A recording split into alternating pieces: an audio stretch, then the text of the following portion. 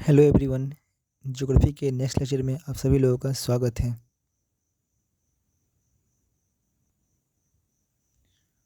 पिछली वीडियो में हम लोगों ने लिथोस्फीयर तक पढ़ लिया था और आज इस वीडियो में हम लोग पढ़ने जा रहे हैं कॉन्टिनेंट से, यानी कि हम लोग पढ़ेंगे आज इस जगह से, ये वाला पॉइंट से, राइट। तो जहाँ तक हम लोगों को पता है कि जो माउंट एवरेस्ट है, देखिए आप यहाँ पे, the highest mountain peak is Everest which is 8,884 metre high above the sea level, यानी कि जो माउंट एवरेस्ट है उसकी ऊंचाई कितनी है, 8,848 मीटर, राइट। कहने का मतलब ये है कि जो माउंट एवरेस्ट है उसकी ऊंचाई 8,848 मीटर है, जबकि जो अर्थ पे सबसे जो डीपेस्ट पॉइंट है वो है आपका मरियाना ट्रेंच, ठीक है। जैसे कि ये माउंटेन हो गए तो इसकी जो हाइट है वो 8,848 मीटर है, जबकि जो मरियाना ट्रेंच है जो कि अर्थ पे सबसे डीपेस्ट पॉइंट है उसकी जो डेप्थनेस है वो कितनी है, ऑलमोस्ट 11 किलोमीटर्स, राइट। मैं आप लोगों को माउंट एवरेस्ट से संबंधित एक बात और बताना चाहता हूँ। सबसे पहले जो पर्सन थे जिन्होंने माउंट एवरेस्ट पे फतह पाई यानी कि चढ़ा था, उनका नाम था एडमंड हिलेरी, जो कि न्यूजीलैंड के रहने वाले थे। आप इस जगह पे देखिए, एडमंड हिलेरी जो कि न्यूजीलैंड के रहने वाले थे, और तेंजिंग नोरगे शेरपा जो कि इंडिया के रहने वाले थे। तो आपको इसमें याद रखना है कि जो इंडिया के साइड से थे वो कौन थे, उनका नाम था तेंजिंग नोरगे शेरपा, इंडिया की तरफ से थे, right. Were the first man to climb of the highest mountain peak mount Everest on the planet earth 29 May 1953, right. तो ये पर्सन थे, राइट। और जो first Indian women to climb the highest peak on the 23 May 1984 was Bachendri Pal. तो आप ये याद रखेंगे, जो कि सबसे जो फर्स्ट वुमेन है वो, उनका नाम क्या है, तो उनका नाम है बचेंद्री पाल। आप यहाँ पे देखिए, बचेंद्री पाल, राइट। अब हम लोग वन बाय वन करके सारे कॉन्टिनेंट्स को पढ़ेंगे। जैसे कि हमने आप लोगों को बताया था कि टोटल वर्ल्ड में कितने कॉन्टिनेंट्स हैं, तो 7 कॉन्टिनेंट हैं। और कॉन्टिनेंट है कौन कौन सा, एक बार नज़र डालते हैं इस चीज़ों पे। देखिए, there are 7 major continents, right, and these are separated by a large water bodies. This continents are Asia, एक सेकेंड, एशिया, फिर से बताता हूँ, Asia, Europe, Africa, North America, South America, Australia and Antarctica. ये 7 कॉन्टिनेंट्स हैं। एक बार मैं आपको इन सभी को ना मैप पे दिखाता हूँ, एक सेकेंड रुकिए आप।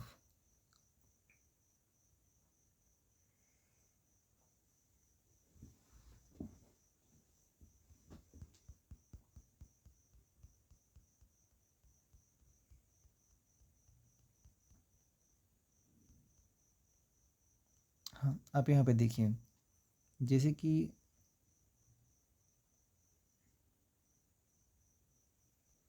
जैसे कि यहाँ पे जो सबसे पहला कॉन्टिनेंट है वो कौन है, एशिया, एशिया कॉन्टिनेंट। इसके बाद है आपका सेकेंड लार्जेस्ट अफ्रीका, उसके बाद है आपका ऑस्ट्रेलिया, उसके बाद है आपका यूरोप, उसके बाद है आपका साउथ अमेरिका, फिर ऊपर में है नॉर्थ अमेरिका, और नीचे हो गया आपके अंटार्कटिका। टोटल कितने हुए, 1 2 3 4 5 6 7, राइट। तो कुल मिला के कितने कॉन्टिनेंट हैं, 7 कॉन्टिनेंट हैं, और मैंने सबके नाम आपको वन बाय वन करके बता दिए हैं, आप यहाँ पे देख सकते हैं। चलते हैं आगे। यहाँ पे जो कि सबसे, जैसे कि मान लीजिए कि हम लोगों का जो अर्थ है ये, तो हम लोगों के अर्थ में ना सबसे जो पहला पार्ट है, देखिए जैसे कि ये अर्थ है, तो अर्थ का जो नदर्न हेमिस्फीयर है और सदर्न हेमिस्फीयर है। तो नदर्न हेमिस्फीयर में जो मैक्सिमम जो लैंड वाला पार्ट है, लैंड मास है, वो कौन सा हेमिस्फीयर में है, तो वह है आपका नदर्न हेमिस्फीयर में। जबकि जो सदर्न हेमिस्फीयर है, इस जगह पे लेसर लैंड मास वाला पार्ट आता है। अब हम लोग पढ़ते हैं सबसे पहले नंबर 1 एशिया कॉन्टिनेंट के बारे में। तो Asia is the largest continent, ये लार्जेस्ट कॉन्टिनेंट है। It covers about 1/3 of the total area of the अर्थ। ये लगभग पूरे अर्थ का 1/3 एरिया को क्या करते हैं, कवर करते हैं। Number 2, tropic of cancer passes through this continent, जो ट्रॉपिक ऑफ कैंसर है वो इसी कॉन्टिनेंट से होकर पास करते हैं। Number 2, Asia is separated from the Europe by Ural mountains on the west, ठीक है, यानी कि एशिया और आपका दूसरा क्या है, Asia separate from the Europe, दोनों के बीच जो है ना एक माउंटेन है, उसका नाम क्या है, एक सेकेंड, इधर यूरोप है और यहाँ पे है एशिया, तो एशिया और यूरोप के बीच एक माउंटेन, का नाम क्या है, यूराल माउंटेन। कौन सा माउंटेन है, तो वो है आपका यूराल माउंटेन, ये वाला माउंटेन है। क्लियर। उसके बाद है नंबर 2 पे आता है आपका यूरोप। नंबर 2 पे कौन सा है, यूरोप है। यूरोप जो है मच स्मॉलर देन एशिया, बहुत ही इससे छोटे हैं। This continent lies to the west of Asia. Asia, अगर इस जगह पे एशिया है तो एशिया के वेस्ट में क्या है, यूरोप है, ये बात याद रखेंगे आप, ठीक है। और आर्टिक सर्कल जो है ना उसके ऊपर, जैसे कि आप यहाँ पे ध्यान दीजिए, जैसे ये है, तो इस जगह पे ये वाला पोर्शन क्या है आपका, आर्टिक सर्कल है, राइट। और अगर यदि हम लोग जो है एशिया प्लस यूरोप को मिला देते क्या हो जाएगा, यूरेशिया। यहाँ पे देखिए Eurasia, Europe plus Asia is called Eurasia, right. तो ये एक बात हो गया। उसका जो सेकेंड लार्जेस्ट कॉन्टिनेंट है वो कौन सा है हमारा, वो है हमारा का, हाँ, वो है हमारा अफ्रीका कॉन्टिनेंट। अफ्रीका जो है वो हमारा second largest continent after Asia, Asia के बाद है, राइट। उसके बाद a large part of Africa lies in the northern hemisphere, यानी कि ये आपका अर्थ है, तो नदर्न हेमिस्फीयर, तो एशिया का जो है ये वाला पार्ट, मैक्सिमम पार्ट जो है वो कहाँ पे है, तो नदर्न हेमिस्फीयर में है, राइट। और एक जो इम्पोर्टेंट फैक्ट है जो हम लोगों को जानना चाहिए वो ये है कि इट इज़ द, यानी कि अफ्रीका जो है, Africa is the only continent, Africa is the only continent, यानी कि अफ्रीका एकमात्र ऐसा कॉन्टिनेंट है कि जहाँ से आपका तीनों line, tropic of cancer, equator और ट्रॉपिक ऑफ कैप्रिकॉर्न सारा पास करते हैं, राइट। ट्रॉपिक ऑफ, फिर से बोलता हूँ, कौन कौन सा, ट्रॉपिक ऑफ कैंसर, इक्वेटर और ट्रॉपिक ऑफ कैप्रिकॉर्न, तीनों लाइन पासिस करते हैं। जैसे कि अगर ये अर्थ है हमारा, तो ये हमारा इक्वेटर है, यहाँ पे आपका अफ्रीका है, ये हमारा इक्वेटर है, ये हमारा ट्रॉपिक ऑफ कैप्रिकॉर्न है, और ये हमारा ट्रॉपिक ऑफ, सॉरी, ये हमारा ट्रॉपिक ऑफ कैंसर है और ये हमारा ट्रॉपिक ऑफ कैप्रिकॉर्न है, राइट। तो अफ्रीका एकमात्र ऐसा कॉन्टिनेंट है जहाँ से जो है क्या होता है, तीनों लाइन, यानी कि इक्वेटर, ट्रॉपिक ऑफ कैंसर और ट्रॉपिक ऑफ कैप्रिकॉर्न, ये तीनों पास करते हैं, राइट। वर्ल्ड की जो लार्जेस्ट डेजर्ट है ना, सहारा डेजर्ट, इनका नाम क्या है, सहारा डेजर्ट।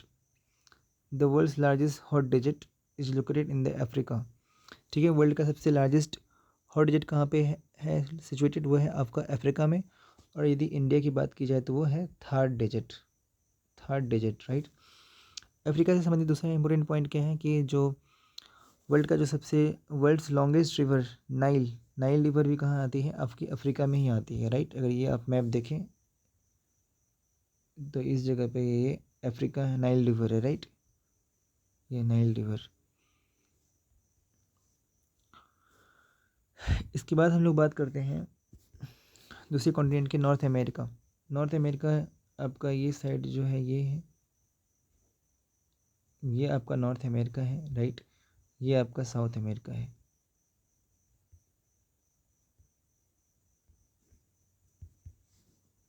क्लियर। अब मैं आप लोगों को एक बहुत ही इम्पोर्टेंट कॉन्सेप्ट बताने के लिए जा रहा हूँ, और वो ये है कि यदि आप यहाँ पर देखिए, ये है आपका नॉर्थ अमेरिका, ये है आपका साउथ अमेरिका, ये भी लैंड मास है, ये भी लैंड मास है। यदि दो लैंड मास को एक, यदि दो लैंड मास है, राइट।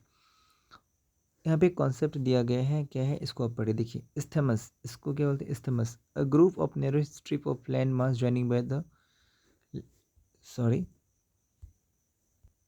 देखिए, ये यहाँ पे अब नॉर्थ अमेरिका है, यहाँ पे साउथ अमेरिका है, और इन दोनों के बीच जो है एक नैरो सी स्ट्रिप है, ये जो नैरो स्ट्रिप जो दो लैंड मास को जोड़ती है, ज्वाइन करती है, उसको हम लोग बोलते हैं इस्थमस। क्या बोलते हैं? Isthmus, ISTHUMUS, isthmus, right.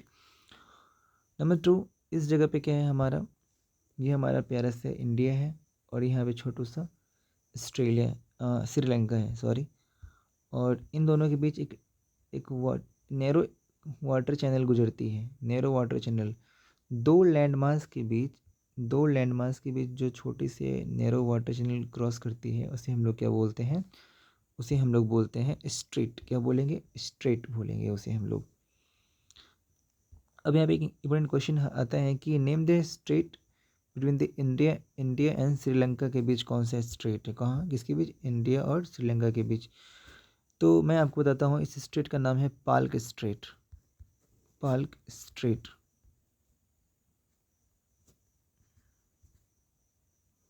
Right. और जो आपका साउथ आपका अफ्रीका है, तो वो आपका कहाँ पे है बताइए? ये कम्प्लीटली जो है ना आपका, वो ये नॉर्थ हेमिस्फीयर या सदर्न हेमिस्फीयर, तो यहाँ पे अंटार्कटिका है, कम्प्लीटली लाई करते हैं सदर्न हेमिस्फीयर में। ओके, तो इस प्रकार हम लोगों ने कॉन्टिनेंट्स को कवर कर लिया। अब हम लोग चलते हैं हाइड्रोस्फीयर के बारे में पढ़ना स्टार्ट करते हैं, राइट। हाइड्रोस्फीयर क्या है? तो जहाँ तक हाइड्रोस्फीयर की बात है, तो हाइड्रोस्फीयर जो है, मैंने आपको बताया था कि जो हमारा अर्थ पे जो वाटर बॉडीज हैं, वाटर बॉडीज की कलेक्शन को हम लोग क्या बोलते हैं? हाइड्रोस्फीयर बोलते हैं। और पूरे पूरे अगर देखा जाए ना, तो 100% वाटर में जो 97.5% है वो ओशियंस में है, और 2.5% जो वाटर है वो फ्रेश वाटर होते हैं, राइट। और टोटल में से अगर देखा जाए तो हमारे अर्थ पे इसका 3/4 पार्ट, ठीक है। कहने का मतलब ये है कि हमारा ये पूरा पार्ट, ये यानी मीनिंग 75% पार्ट, ये 70% पार्ट जो है वो हमारा क्या है? वो हमारा अर्थ वाटर से घिरा हुआ है, इसीलिए हम लोग अर्थ को ब्लू प्लेनेट के नाम से भी जानते हैं, राइट।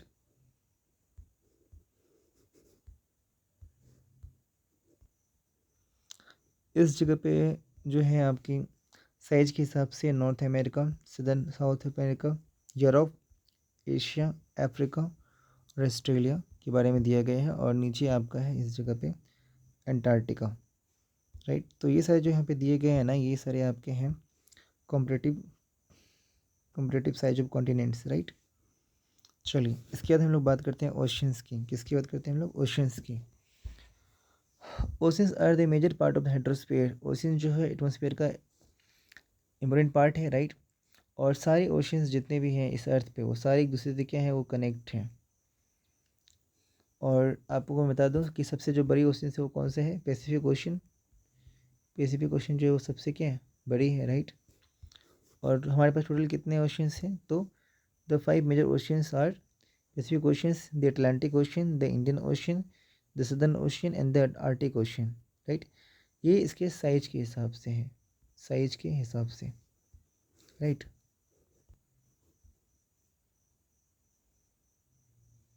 देखिए यहाँ पे the Atlantic ocean is the largest, second largest ocean in the world. ये सेकेंड लार्जेस्ट है। सबसे पहले मैंने आपको बताया पैसिफिक ओशन, दूसरे नंबर पे कौन सा है?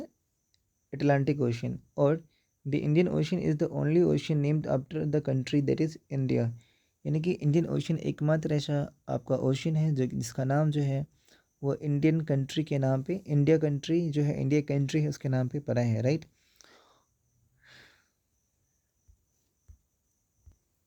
और जहाँ तक आर्टिक ओशन की बात है, तो Arctic ocean is located within the Arctic circle and surrounds the North pole.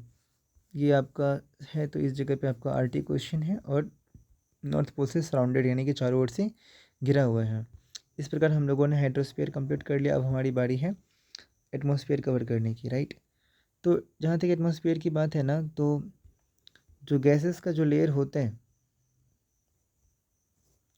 Right, आप ऐसे समझिए, the earth is surrounded by layer of gases is called atmosphere. यानी कि जो हमारा अर्थ है उसे बहुत सारे गैसेस के लेयर हैं, उस लेयर को हम लोग क्या बोलते हैं? उस लेयर को हम लोग बोलते हैं एटमॉस्फेयर। उस लेयर को हम लोग क्या बोलते हैं, एटमॉस्फेयर, राइट। एटमॉस्फेयर में 5 लेयर्स होते हैं। कितने लेयर्स होते हैं, 5 लेयर्स। आप इस जगह पे देखिए, लेयर्स ऑफ एटमॉस्फेयर इस जगह पे दिए हुए हैं। सबसे पहले आता है ट्रोपोस्फेयर, जहाँ पे पैराशूट चल सकते हैं, एरोप्लेन वगैरह ट्रोपोस्फेयर में भी चलते हैं। एग्जामिनेशन में क्वेश्चन आएंगे कि एरोप्लेन जो है वो कहाँ पे फ्लाई होता है, तो ट्रोपोस्फेयर में होगा इसका आंसर, राइट। ट्रोपोस्फेयर के जस्ट ऊपर कौन से लेयर होते हैं, वो होते हैं स्ट्रेटोस्फेयर। इसके बाद फिर जस्ट ऊपर कौन से लेयर होते हैं, मेजोस्फेयर होते हैं, राइट। ये मेजो का मतलब होता है मिडिल, स्फीयर मतलब प्लेस, यानी कि जो मिडिल में प्लेस हो, राइट। इस जगह पर सैटेलाइट्स वगैरह जाते हैं, लॉन्च वगैरह होते हैं, राइट। इसके अलावा अगर देखा जाए तो इसके बाद है आपका थर्मोस्फेयर, जहाँ पे टेम्परेचर बहुत ज़्यादा हाई होते हैं, और सबसे लार्ज आउटर आउटर कौन से हैं, एक्सोस्फेयर, राइट। ये हमारे कुल मिला के जो मैंने आपको यहाँ पे बात समझाया है ना, ये सारा बात ही इस जगह पे लिखा हुआ है, तो इसमें पढ़ के टाइम बर्बाद करने से कोई फ़ायदा नहीं है, आप इसको बस समझिए।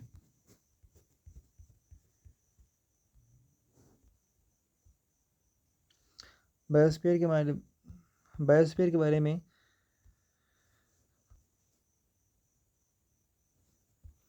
बायोस्फीयर के बारे में मैंने आपको पहले ही बता दिया कि जो बायोस्फीयर होता है वो एक नैरो जोन ऑफ कॉन्टैक्ट होता है between the land, water and air, right. Land plus water plus air, इसके बीच एक कॉन्टैक्ट होता है, उसे हम लोग क्या बोलते हैं, उसे हम लोग बोलते हैं बायोस्फीयर। क्या बोलेंगे, बायोस्फीयर, राइट। और ये इसके बारे में मैंने आपको पहले ही बता चुका हूँ मैं। लास्ट पॉइंट देखिए आप इस जगह पे, emissions from the industries, thermal power plants, vehicles pollute the air। यानी कि इंडस्ट्रीज से, थर्मल पावर प्लांट से और व्हीकल से जो बहुत सारे एमिशंस होते हैं उससे हमारा क्या होता है, एयर पोल्यूट होते हैं। Carbon dioxide is an important constituent of air. जो हमारा कार्बन डाइऑक्साइड है, CO2 एक इम्पोर्टेंट कंस्टिट्यूएंट है एयर का, राइट। जिसके कारण ग्लोबल टेम्परेचर बढ़ जा रहे हैं। ग्लोबल टेम्परेचर बढ़ने का मतलब होता है कि जो हमारे नॉर्थ पोल और साउथ पोल पे जो ग्लेशियर्स हैं वो सारे मेल्ट होने लगते हैं, राइट। और इसीलिए जो है there is thus a need to limit the use of resources of the earth to maintain the balance nature between the domains of the lithosphere, atmosphere and hydrosphere. यानी कि कहने का एसेंस ये है कि हम लोगों को लिथोस्फीयर प्लस हाइड्रोस्फीयर प्लस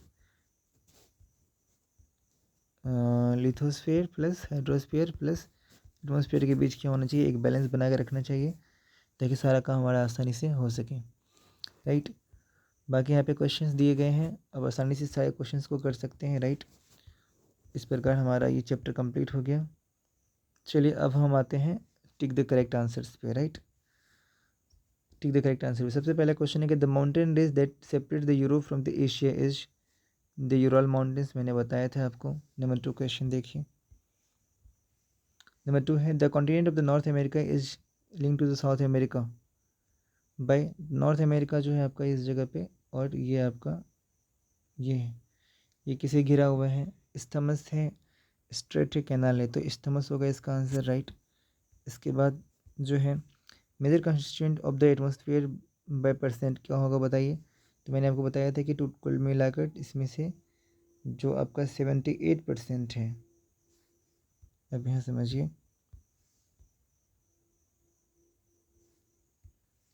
इसमें 78% जो है वो आपका क्या है, 78% है आपका नाइट्रोजन, राइट। नेक्स्ट क्वेश्चन,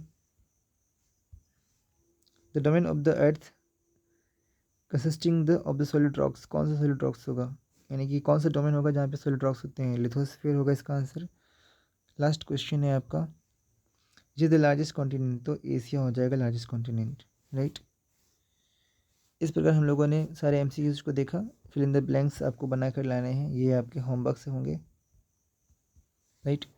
तो इस डिस्कशन में फ़िलहाल इतना ही है, और अगली बार हम नेक्स्ट लेक्चर हमारा सिविक्स का होगा, ठीक है। तो इस डिस्कशन में फ़िलहाल इतना ही, तब तक के लिए thank you very much for discussion.